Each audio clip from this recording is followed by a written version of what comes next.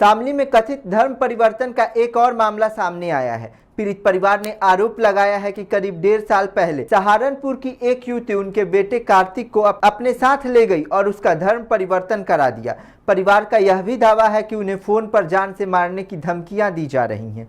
करीब 35 बीघे जमीन अपने नाम कराने का दबाव बनाया जा रहा है। पीड़ित परिवार का कहना है कि झिंझाना थाने और ऊन चौकी में शिकायत होने के बावजूद अभी तक मुकदमा दर्ज नहीं हुआ है।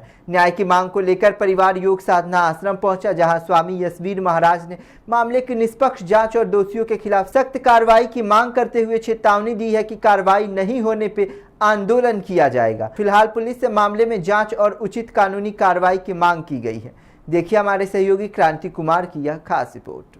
जनपद शामली के ग्राम भावखेड़ा का रहने वाला एक राजपूत समाज का परिवार आज आश्रम में आया और उन्होंने बताया कि आयुष मलिक की शैली में ही हमारे इकलौते बेटे को ननौता की एक मुस्लिम लड़की ने अपने लव जिहाद में फंसा करके उसको अपने शिकंजे में कर लिया और उस लड़के को अपने साथ लेकर के कहीं गोपनीय स्थान पर रहने लगी।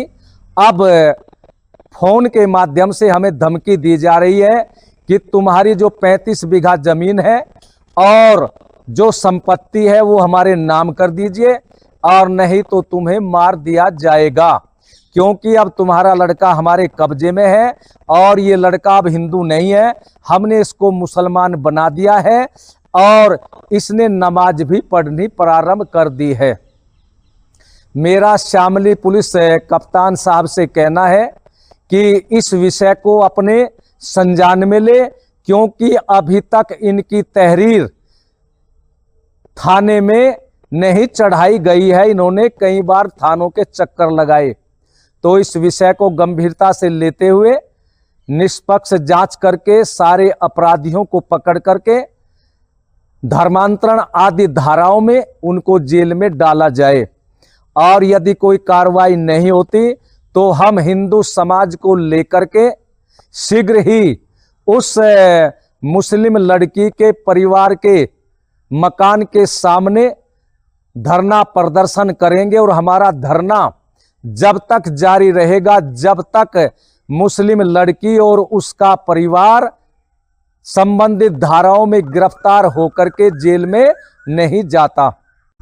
मैं भावखेड़ा की रहने वाली हूँ और राजपूत समाज से हूँ और मेरे लड़के को ननौते की लड़की ने मुसलमानी ने अपने प्रेम जाल में फंसाया है और 1.5 साल से वो मेरे पास नहीं है और वो लड़की मुझको धमकी देती है कि जब तक ज़मीन मेरे नाम नहीं करेगी मैं तेरे लड़कों को नहीं छोड़ूंगी, क्योंकि वो मेरे लड़के से प्यार नहीं करती, मुझे बहुत गंदी गंदी गाली देती है और मेरे बच्चे से कभी बात भी नहीं करवाती। मैं अपने बच्चे के लिए तड़प रही हूँ, मेरा अकेला ही बच्चा है और मुझे अपना बच्चा वापस चाहिए। जब मुझे कोई भी रास्ता नहीं मिला, मैं थाने में भी गई, हर जगह गई, लेकिन मुझे कहीं से भी सहायता नहीं मिली।